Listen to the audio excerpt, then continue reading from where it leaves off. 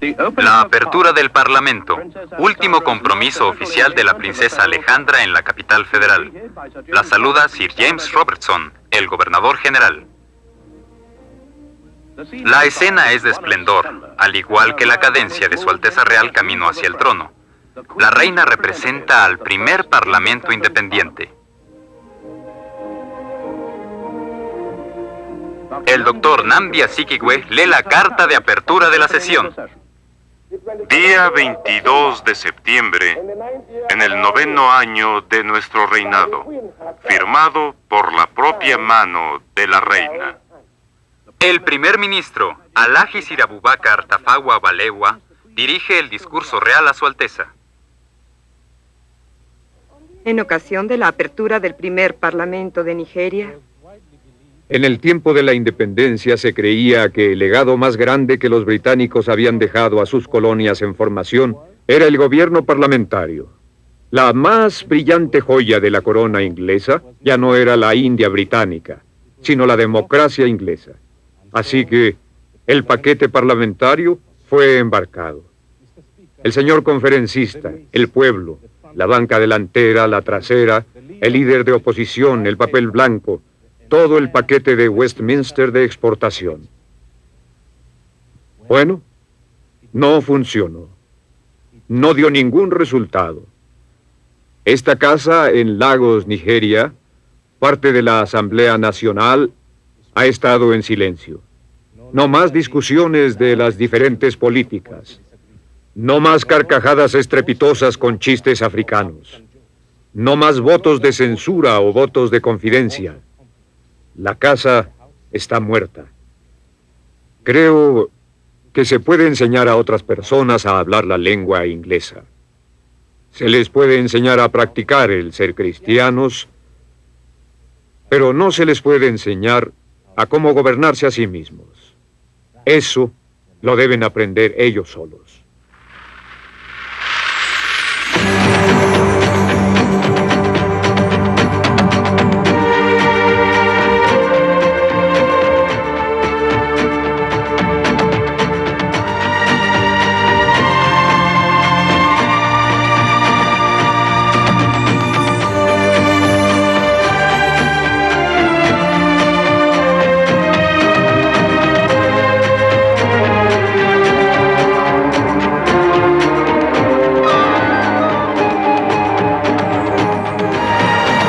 Los africanos, una triple herencia. Escrita y presentada por Ali Amas-Rui. Hoy presentamos En busca de la estabilidad.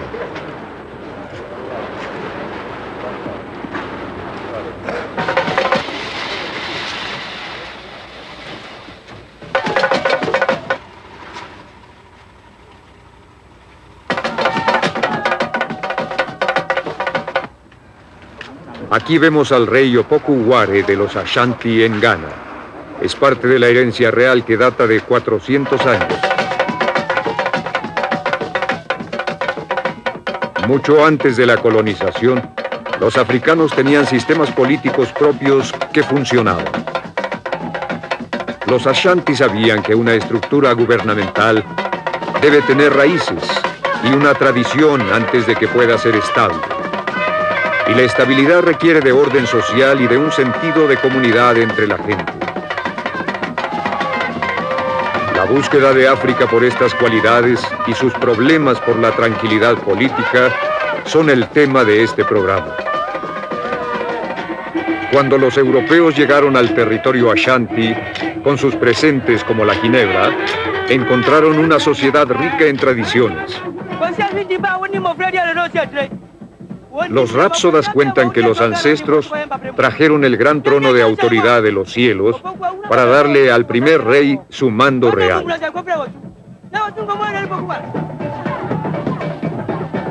Esa autoridad es solo hereditaria parcialmente. Es transmitida por una mujer en la familia real llamada Reina Madre. Ella tiene un papel central en la elección del sucesor.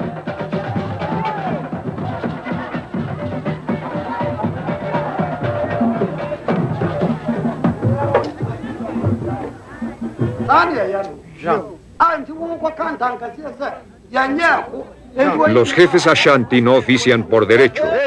Son escogidos después de una junta y la selección puede impugnarse. Usted escribió quejándose de esta decisión. Ahora debe contestar a nuestras preguntas. Mi queja es por desacuerdo con nuestro pueblo. Es por eso que vine a presentar mi queja. Pero la mayoría de la gente estuvo de acuerdo en la elección. Señor, yo solo quería explicarle. El gobierno Ashanti debería arreglar este asunto para que podamos tener paz en nuestra villa. ¿Quiere que pongamos orden a la disputa, sí o no? Diga sí o no. Queremos unidad, por eso vinimos. ¿Quiere que lo arreglemos ahora? Cuando se llega a un consenso, todos juran lealtad al nuevo jefe a través de la reina madre de distrito, quien lo ha denominado. Señor, no tengo nada contra él. La responsabilidad colectiva es afirmada. No tengo nada en contra. No tengo nada en contra del jefe.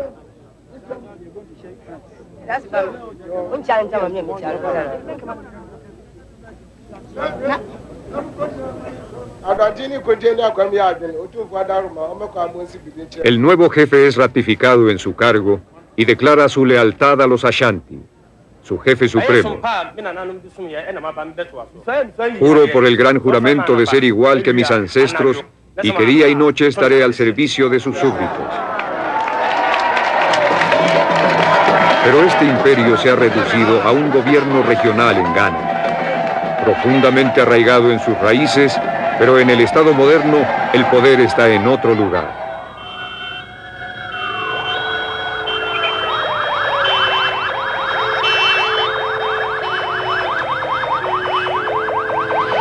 Cuando los colonizadores europeos se fueron de África, dejaron gobiernos con bases inciertas, fundados en países muy jóvenes. Si las instrucciones políticas que heredamos no probaron su eficacia, el Occidente tuvo entonces otra razón para legarnos al ejército en pie.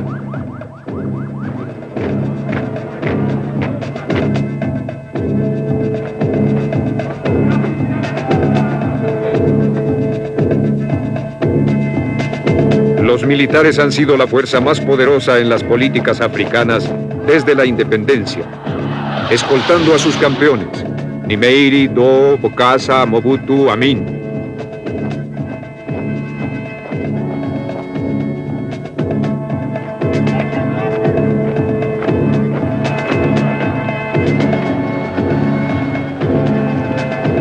Al despertar las antiguas instituciones africanas y crear ejércitos modernos, el colonialismo ha dejado al continente amenazado por dos fuerzas: el peligro de la anarquía en el sentido de un gobierno pequeño y el riesgo de la tiranía cuando hay demasiado.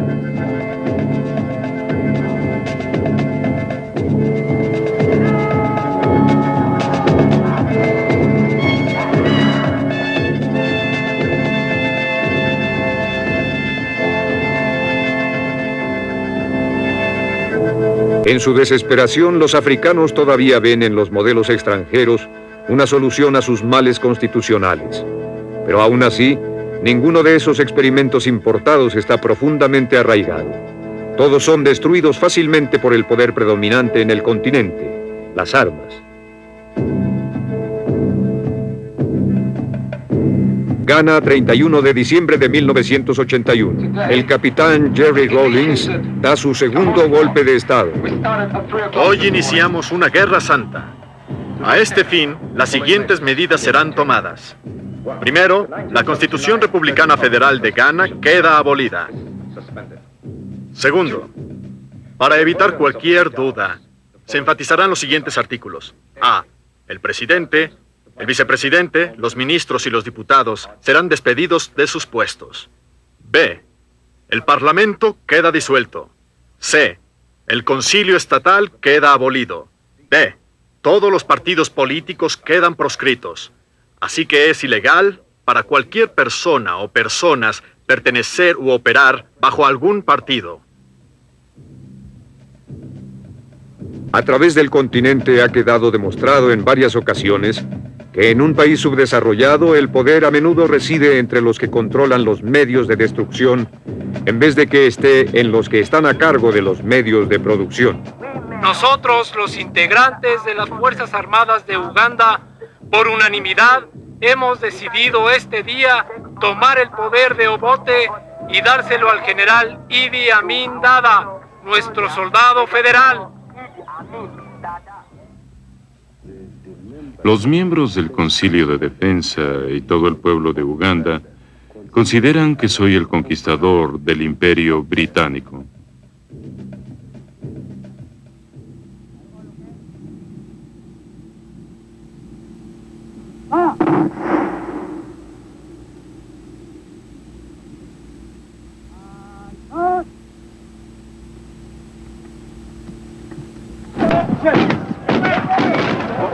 El récord de golpes de Estado en África se lee casi como el directorio de la Organización de la Unidad Africana.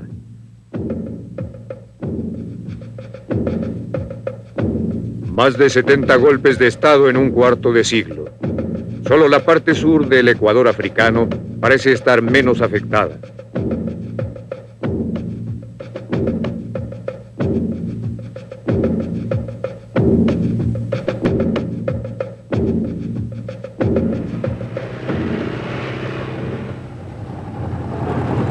El primer golpe de Estado en África fue en Egipto en 1952. Uno de los arquitectos del golpe, Anwar Sadat, está sepultado aquí en El Cairo, cerca del lugar donde como presidente fue asesinado por sus propios soldados. Dos grandes preguntas surgieron cuando los soldados empezaron a tomar el poder. Primera, ¿transformarían los militares la política africana? La respuesta ha sido sí. La política no ha sido la misma desde entonces. Segunda, ¿transformarían los militares la economía africana? La respuesta ha sido no. Los militares como tales han hecho pocas diferencias. Así que pensarán que esto es un símbolo siniestro de la unión entre militares y política en África. Pero no olviden que igual de siniestro ha sido el divorcio entre militares y la economía, entre la defensa y el desarrollo.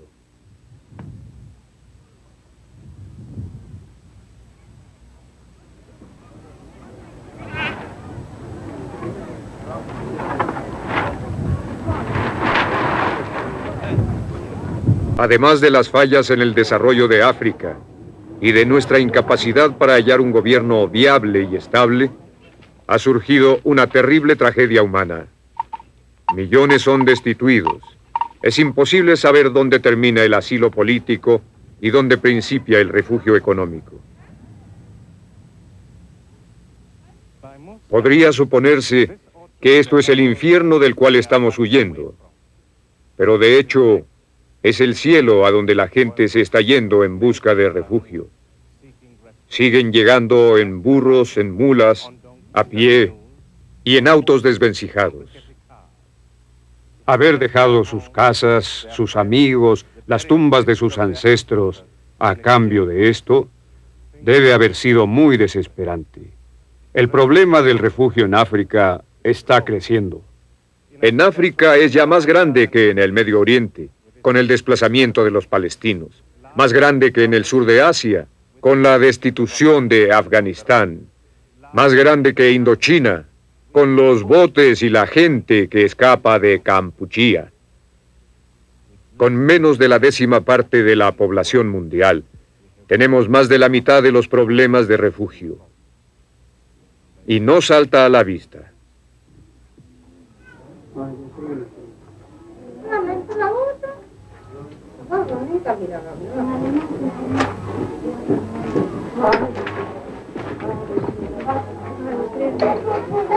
Convertir territorios artificiales en naciones vivientes es un proceso lento y agonizante, una evolución que en Europa se llevó 200 años. La África poscolonialista ha tenido solo un cuarto de siglo de pruebas.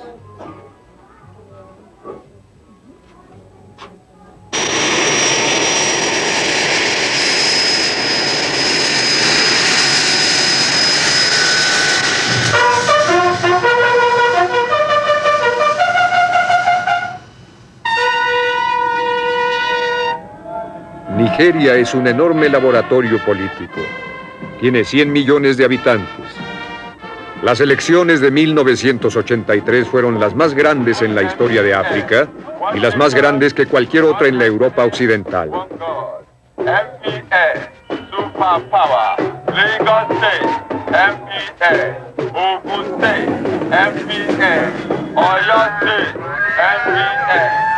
El presidente Shehu Shagari buscaba la reelección bajo el estandarte del NPN, Partido Nacional de Nigeria, compitiendo contra otros 5 candidatos.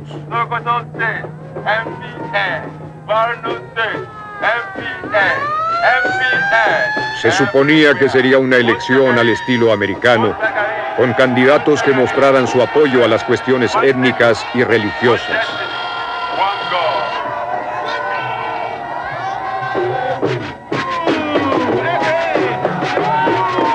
Pero las lealtades tradicionales no se dejan de lado tan fácilmente.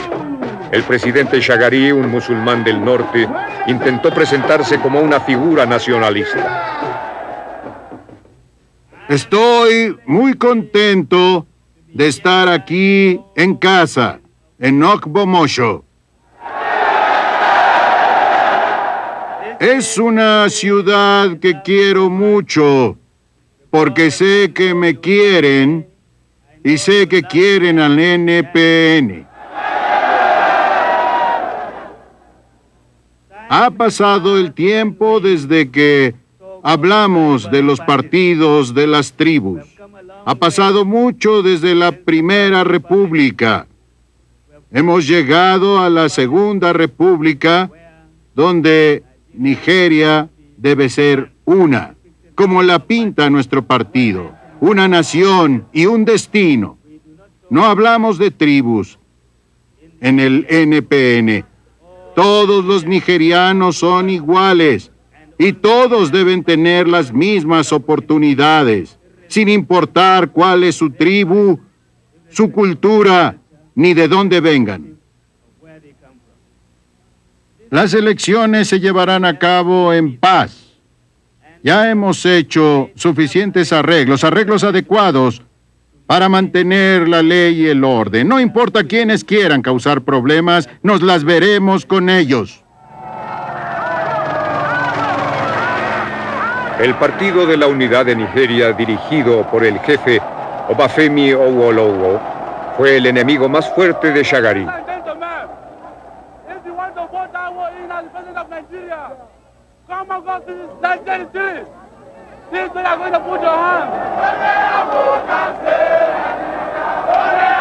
La plataforma electoral de Awolowo fue de metas moderadamente socialistas. Pero la lealtad étnica fue tan grande que ganó poco apoyo aparte de sus compañeros Yoruba. Los nigerianos votaron más por las llamadas tribus que por la ideología o por las clases sociales. El mismo Awolowo fue un político poco coherente. Maybe you do not know that I'm going from here to Port Harcourt and from Port Harcourt to Calabar this same day. So I haven't got time this morning for some singing. Just listen to me and then you carry on singing songs after I've left.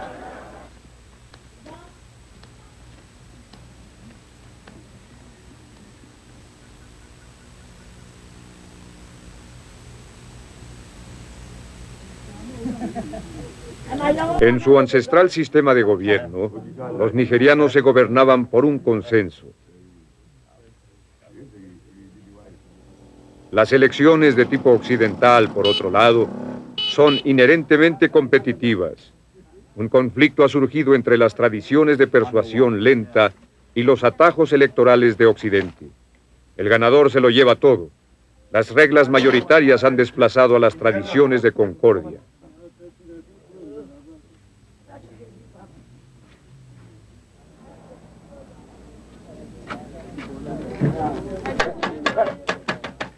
En las elecciones occidentales, se suponía que los nigerianos iban a intercambiar consensos por competencia. Pues sí, intercambiaron el consenso por el conflicto actual. Violencia, fraude e incompetencia dañaron agudamente a Nigeria tal como antes fueron dañadas muchas elecciones africanas.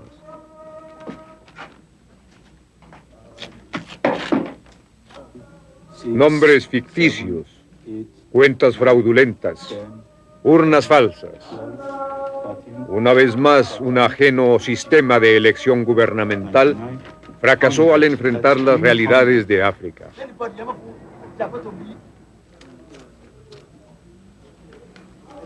Todos los partidos hicieron fraude.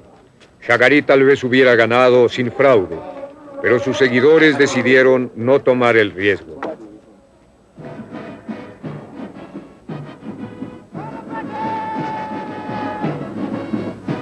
Hoy estamos atestiguando la transición de una administración a otra.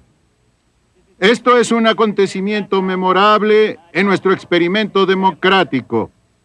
Es también una demostración de que los africanos son capaces de establecer su gobierno por medio de las urnas bajo un proceso democrático en un sistema multipartidista.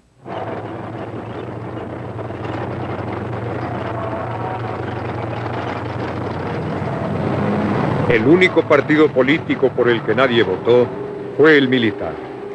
Derrocaron a Shagari y al modelo gubernamental americano en unos cuantos meses.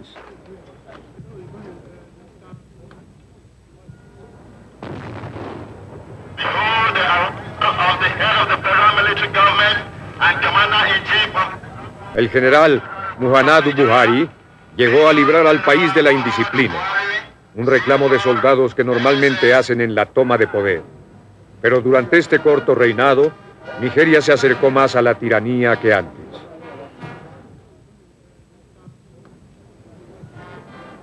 Detrás estaba el general Ibrahim Babangida, un soldado muy liberal, un factor importante en algunos de los primeros cambios militares del gobierno.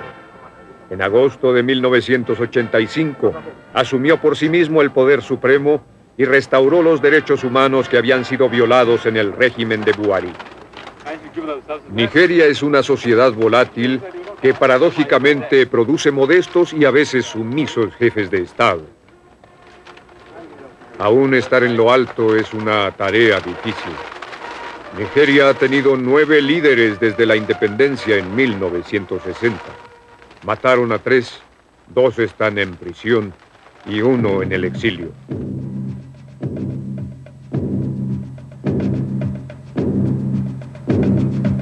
En general, por los militares, Nigeria se inclina hacia la dictadura.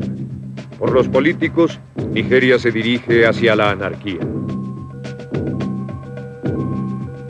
Pero en todos los péndulos oscila el poder. Nadie ha podido todavía reprimir el espíritu y el sentido de representación constante en Nigeria.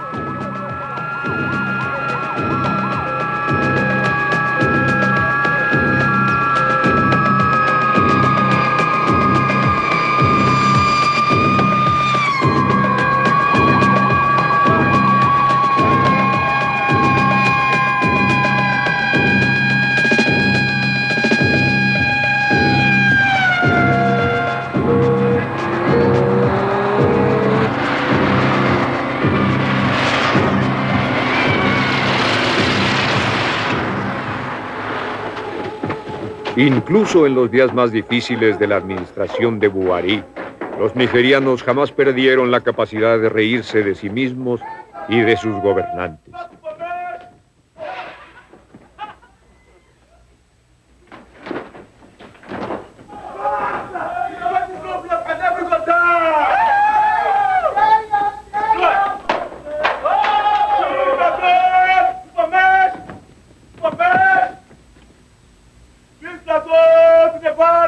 El general Buhari, entonces cabeza de Estado, en una representación en su honor titulada La Barricada. Las fuerzas de seguridad, así como el público viajero, fueron ridiculizados y satirizados sin piedad. Abre esa bolsa por la fuerza. No hay nada en la bolsa. Tenga, le doy 500 nirias. Hasta los gobernantes represivos han aprendido mucho como para permitir la sátira política. Este es un busto falso, señor. Le dije que la registre, no me hable de bustos falsos.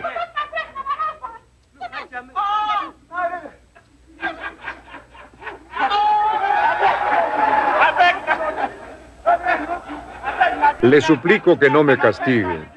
Esta es la primera vez.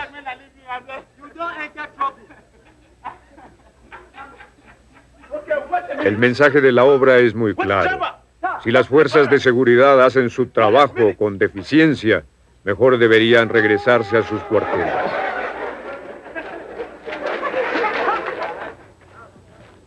El tedio en los cuarteles alienta los golpes de Estado. El Colegio de Policía de Nigeria ha tenido que ver en la planeación de algunos. El tiempo es importante y deben saber que si ustedes quieren tener éxito en todo tipo de planes de guerra como el que se discutirá, deben estar conscientes del tiempo. Los cuarteles y las escuelas militares han reemplazado a la prisión colonialista como la universidad para los líderes del futuro. La cárcel colonial produjo hombres como Nkrumah de Ghana y Kaunda de Zambia. Hoy día los rostros de futuros presidentes es más fácil encontrarlos entre los oficiales militares de los colegios africanos.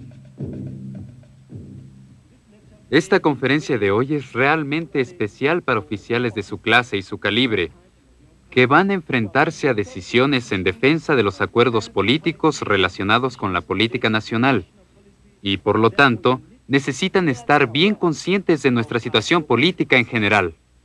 Las decisiones tomadas en el corazón del mundo de la economía nos afectarían a todos, nos gusten o no nos gusten. Por eso es de suma importancia, para nosotros, tener propósitos muy claros. Ya escuchamos los problemas. Ahora, ¿cuál es la solución? El teniente coronel Moisés Effiong fue un instructor del colegio militar. Desde que lo filmamos ha estado en cadena perpetua por intentar un golpe. El teniente coronel Mike Iyorshi era otro instructor. El ejército nigeriano atrajo a algunos de los mejores cerebros del país.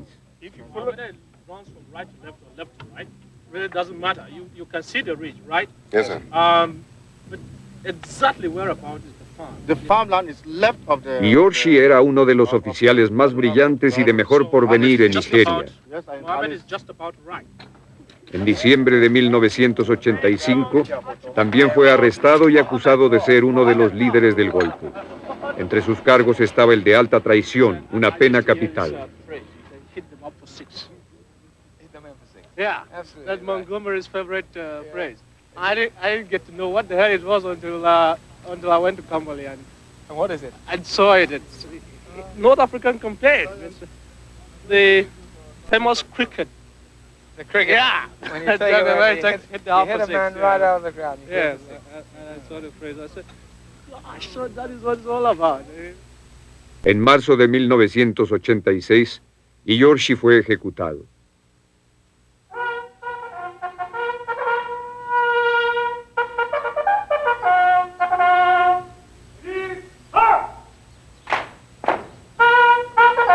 Cuando los militares tomaban el poder en una sociedad islámica como en Sudán, conspirar contra el régimen era algo menos frecuente. En parte porque una religión compartida da una imagen de comunidad. Yahya al-Nimeri gobernó Sudán por 16 años después de la toma de poder en 1969. Sobrevivió a pesar de los muchos cambios en su ideología.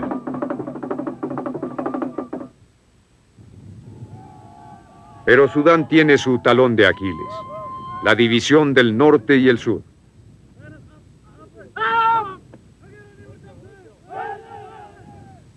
Desde la independencia ha habido implacables conflictos entre los musulmanes del norte y los no musulmanes del sur. Ya se han desatado 2 guerras civiles. Los del norte tienen un ejército grande y costoso, pero todavía no han podido controlar la postura sureña por la sucesión. La primera guerra duró 17 años y se estima que se perdieron 1 millón de vidas. 1 millón más huyó de sus hogares.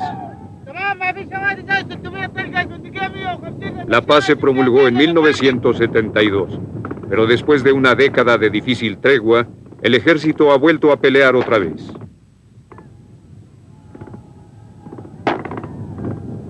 El problema en esta ocasión es diferente. Ambos lados aceptan la idea de un solo Sudán. La cuestión es quién lo pondrá en marcha y cómo será gobernado. La unidad nacional está más lejos que nunca. Las heridas que se abrieron al principio de los días de la colonia siguen sangrando.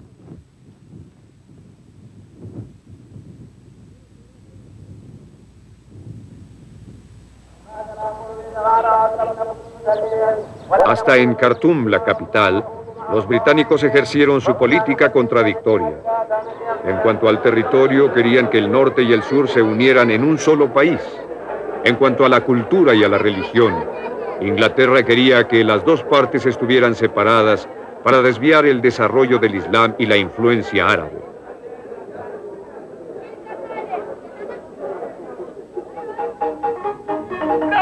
Los ingleses mantuvieron a los del sur aislados de los musulmanes del norte, pero por otro lado alimentaron a los misioneros cristianos a que vinieran. Se creó una clase de separación norte-sur, territorios aislados. Las consecuencias de la estabilidad sudanesa todavía se sienten.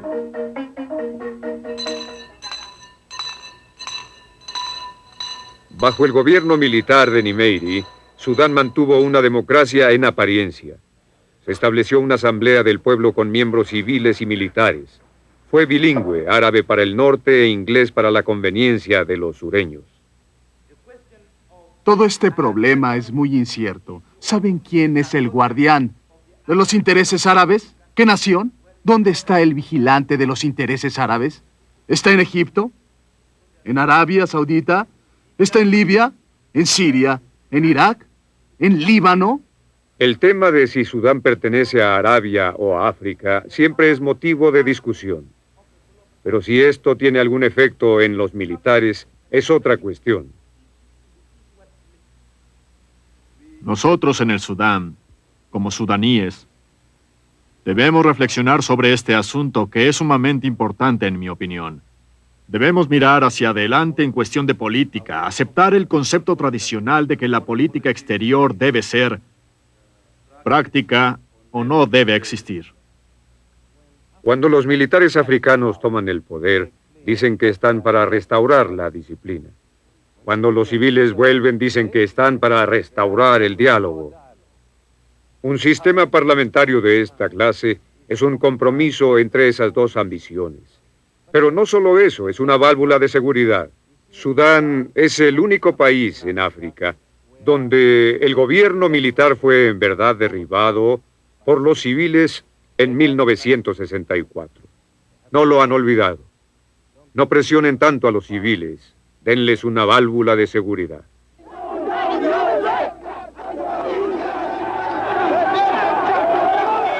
La historia se repitió en 1985. Los civiles volvían a estar bajo la tiranía.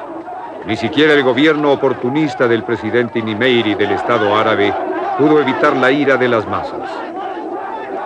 Para prevenir una revolución popular, el ejército quitó a Nimeiri de su puesto. El ejército prometió llevar a cabo las elecciones y así lo hizo en un año.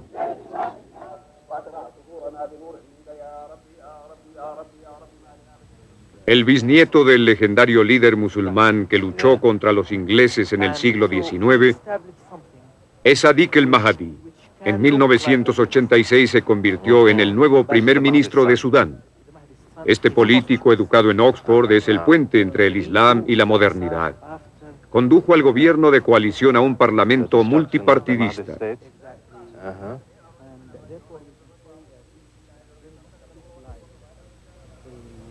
Pero mientras que el Islam es un factor unificador entre la gente del norte, es todavía una amenaza para la cohesión norte-sur. Sudán sigue sufriendo el trauma de ser dos naciones en un estado. Oigan, mejor cállense cuando hablo, ¿sí? Este es el líder de Ghana, El capitán Jerry Rawlings. Los que siembran. Los que tienen maíz. Digo los que siembran, no los que cavan. Levanten la mano, arriba. Eso es, ahora los que tienen sacos de maíz.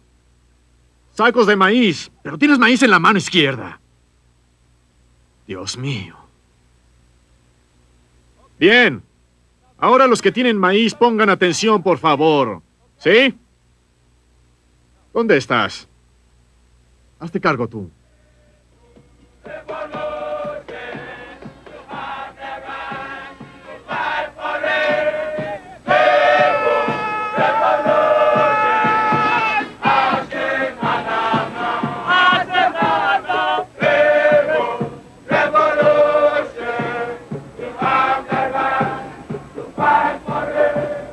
Con Rawlings, Ghana ha redescubierto un sentido de dirección. Él está siguiendo el camino del socialismo, pero los eslogans son más militares que prácticos. La línea no está derecha. ¡Muévanse! El país necesita un liderazgo fuerte. Una meta urgente es restablecer el respeto por el campo. Otra es mejorar la eficacia de la tierra. Miren, al momento en que ellos hacen los agujeros, ustedes meten la semilla dentro de los agujeros. ¿Está claro? El perfil político de Rawlings incluye poner el ejemplo en público en los campos y a animar a las masas a cooperar en la ayuda mutua. Solo con esfuerzos colectivos, los problemas de las naciones pueden resolverse. Todavía hay personas que quisieran ver a la nación de nuevo en pañales, como el hombre del Comité de Defensa de los OSU quien nos visitó, y que desgraciadamente se levantó a hablar en el debate presupuestal en el Parlamento, y dijo que todo estaba bien cuando los blancos estaban aquí. ¿Creen que deberíamos traerlo a que nos ayude? Ese hombre, y los que piensan igual que él, desean la dependencia de la infancia. Pero ya hemos crecido, o debiéramos. Se supone que ya somos grandes para darnos cuenta que la nación está pagando el resto de la cuenta pendiente de los días en que nuestros recursos fueron derrochados.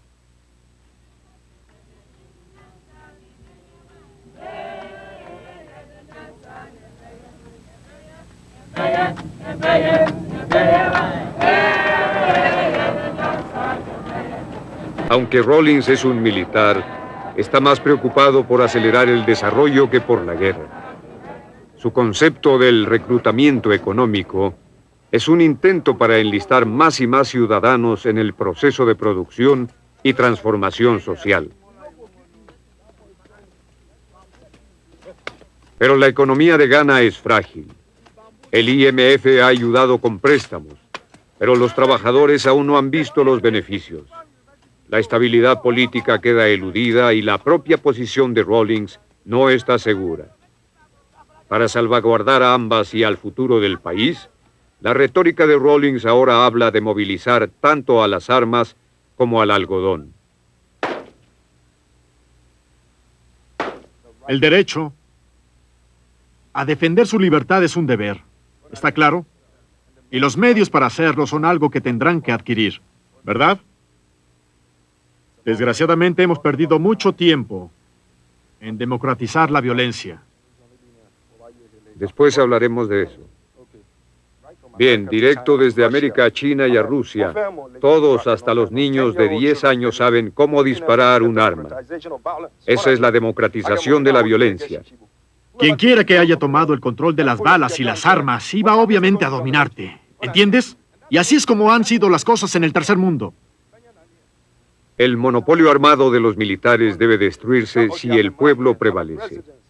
Irónicamente, muchos americanos estarían de acuerdo con Rawlings en que el pueblo tiene un derecho democrático para usar armas. Si esto resulta o no en estabilidad es otro asunto. El derecho de defender, ¿entienden? Su libertad, ¿está claro? Para habilitar, para comprender, para acostumbrarse a la idea. Los civiles también tienen el derecho, ¿sí?, de tomar un arma. ¿Entienden? Primero tienen que meterse la idea en la cabeza. Aquí. Y no es algo fácil, claro.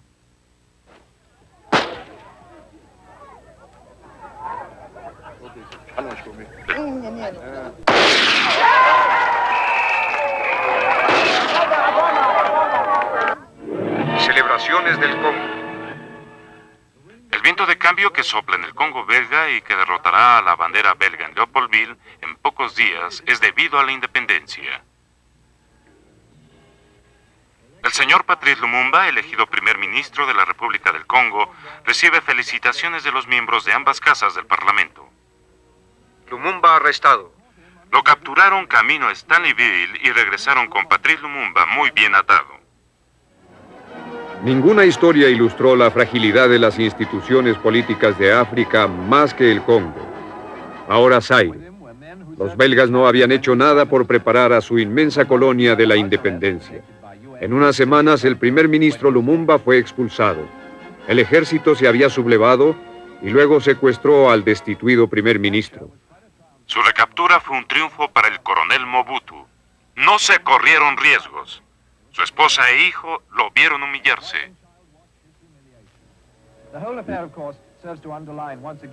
Lumumba fue llevado a la provincia insurrecta de Katanga, que bajo el periodo de Occidente había estado en auge.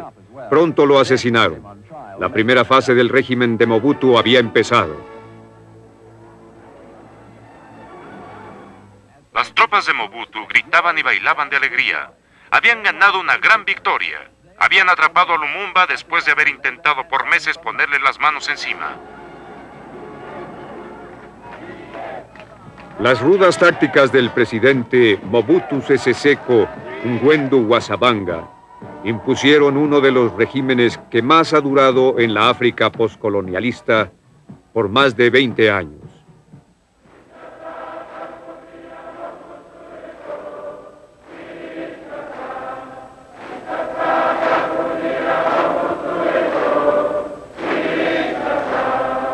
Detrás de la ovación de su partido de fanáticos está el récord siniestro de conspiraciones, represión, rebelión y guerras intestinas. Miles de zaireños están en el exilio. El occidente está más interesado en sus minerales que en su política y ha mantenido los subsidios en marcha. ¡Viva Bandundu!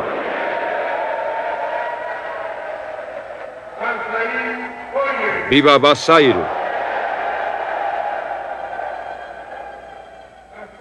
¡Viva Kasai Occidental! Inmediatamente sentí el calor de la bienvenida. El partido de activistas está reservado para mí. Créanme que estoy muy conmovido en cuanto a mi candidatura, lo que han renovado para la elección presidencial. Entiendo muy bien la magnitud de la tarea que estoy llevando a cabo.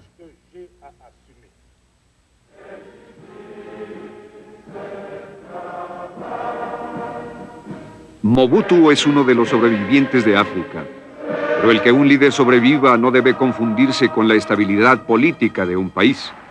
En Zaire, el orden y el sentido de comunidad están más ausentes que nunca.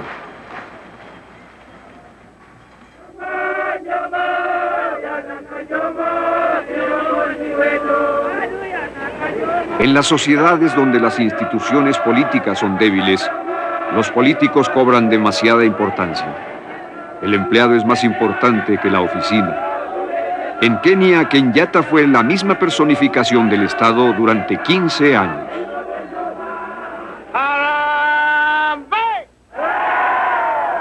Dos cuentas convergen en calificar a Kenyatta como el presidente creador del martirio y del respeto a los ancianos.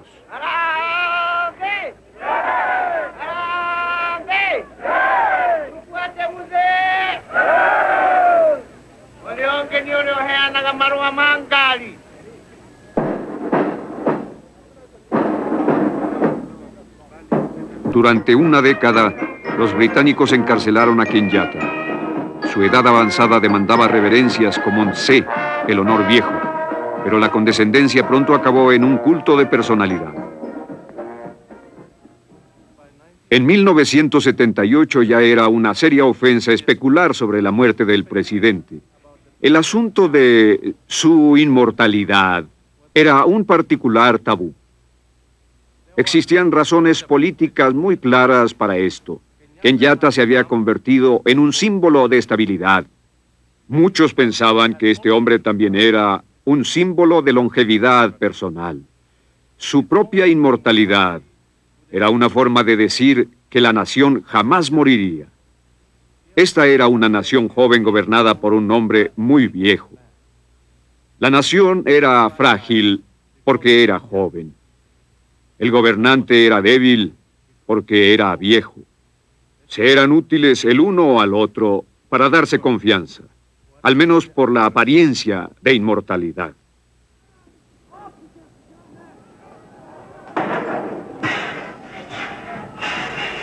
Nada ilustró mejor la fragilidad política de Kenia que el asesinato del ministro más famoso de Kenyatta, Tom Mboya, en 1969.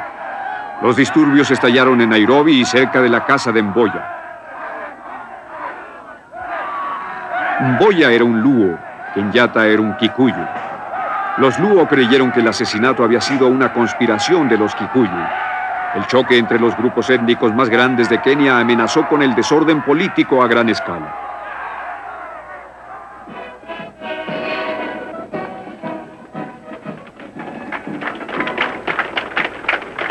Aún así, la joven nación y el viejo líder siguieron necesitándose mutuamente durante un poco más, y el prestigio residual de Kenyatta se usó todavía como sustituto de instituciones fuertes.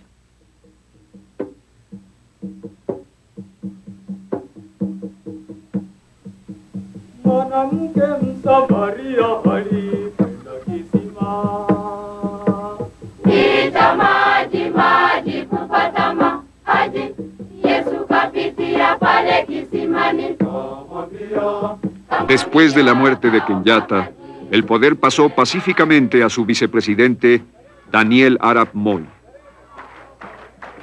Como vicepresidente Lyndon Johnson, cuando sucedió al carismático John Kennedy, Moi estaba al principio en desventaja, heredando el mando de un gigante político. Pero Moi decidió que Kenia necesitaba más que nada seguir adelante. Salvation Army, 500. Wana Shikoku, 2,000. Wana Saina. Con su eslogan de Nayayo, Moi llevó a cabo las políticas de Kenyatta de confianza en sí mismos y de iniciativa privada bajo el estandarte de un solo partido. Las huellas en las arenas del capitalismo. La pregunta es si esas arenas son una fundación segura para la estabilidad nacional.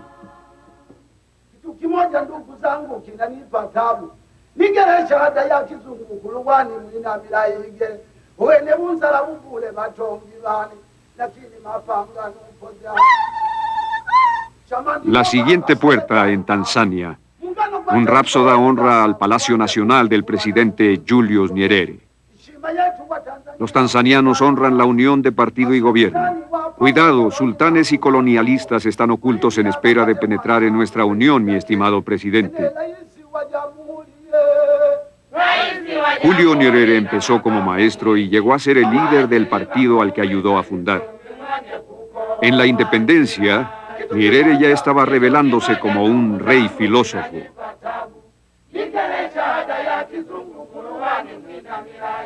El maestro, el hombre intelectual, a cargo del nuevo Estado.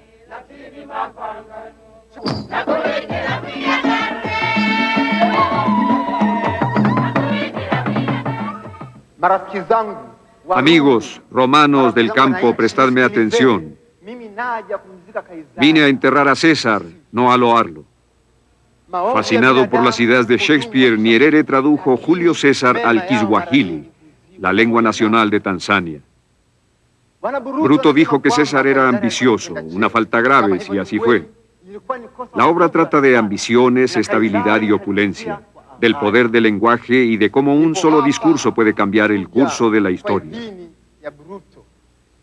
He venido aquí a hablar en el funeral de César, porque Bruto es un hombre honorable y así lo son todos. Todos son hombres honorables. Nyerere quería demostrar que el Kiswahili podía llevar el peso de la cultura. El lenguaje iba a ser también una gran fuerza unificadora en Tanzania, como el medio de la política nacional.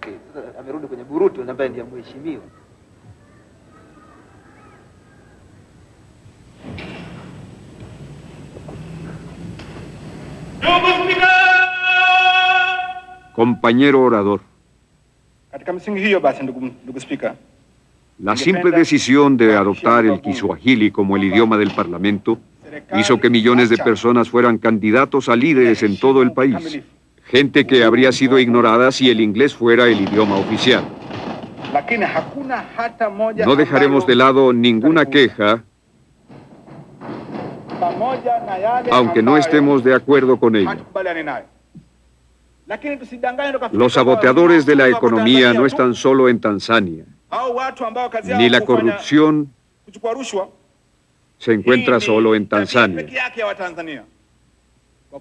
Es el turno del primer ministro. El Parlamento de Tanzania se mete en un debate genuino y el gobierno se hace responsable de las cosas que marchan mal.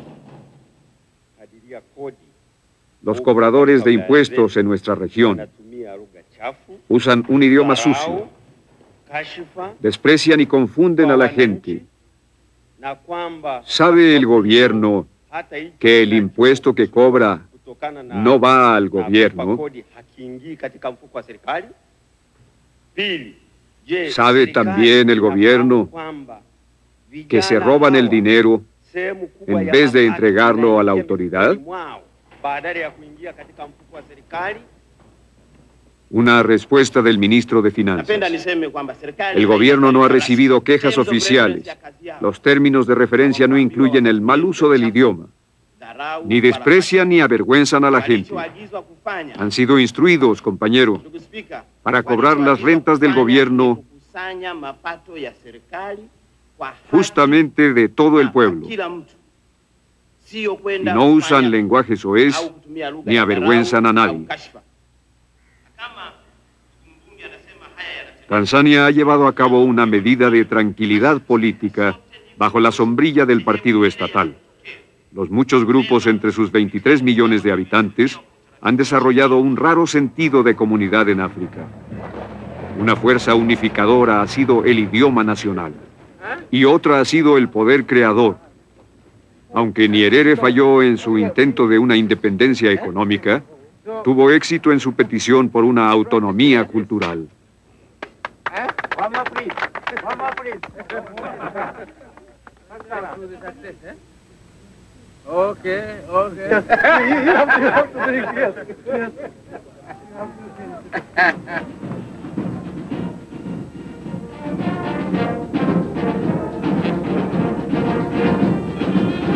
Nyerere ha heredado a los jóvenes tanzanianos una gran confianza en sí mismos y un orgullo nacional.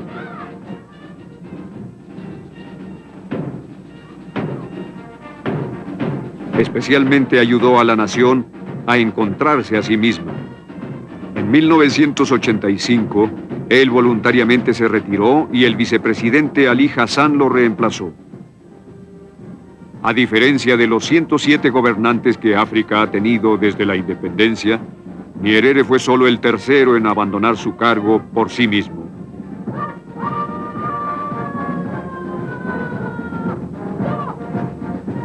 Al dejar la escena política, Ali Hassan, el maestro, estaba revisando el famoso dictamen. Estaba enseñando que el poder no siempre tiene que corromper. Una lección de despedida para las futuras generaciones de africanos.